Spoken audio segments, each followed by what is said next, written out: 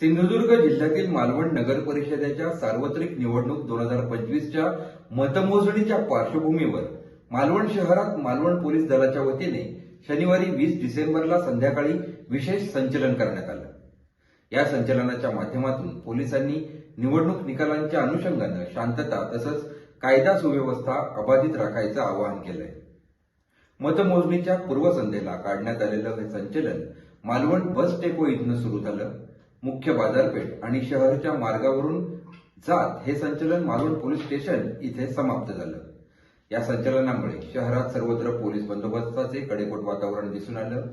मतमोजणीच्या निकालानंतर होणारी गर्दी आणि संभाव्य जल्लोष लक्षात घेता पोलिसांनी आधीच शहराच्या कायदा सुव्यवस्थेची सूत्रे संपूर्ण सज्ज असल्याचा संदेश दिलाय।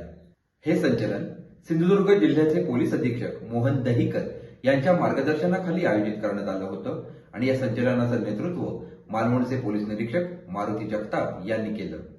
निवडणूक प्रक्रिया शांततेत संपन्न झाल्यानंतर आता मतमोजणीचा टप्पाही तितक्याच पारदर्शक आणि सुरक्षित वातावरणात व्हावा यासाठी वरिष्ठ पोलीस अधिकारी विशेष लक्ष ठेवून असल्याचंही समजतंय।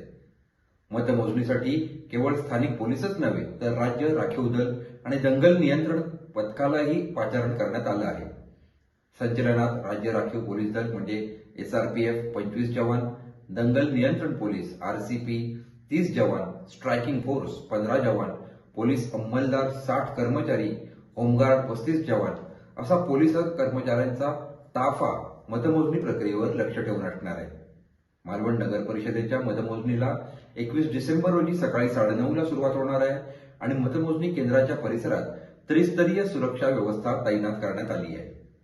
पोलिसांच्या वतीने नागरिकांना आवाहन करण्यात आलं आहे की विजयाचा आनंद साजरा करताना नियमांचं पालन करावं आणि कोणत्याही अफवांवर विश्वास ठेवू नये।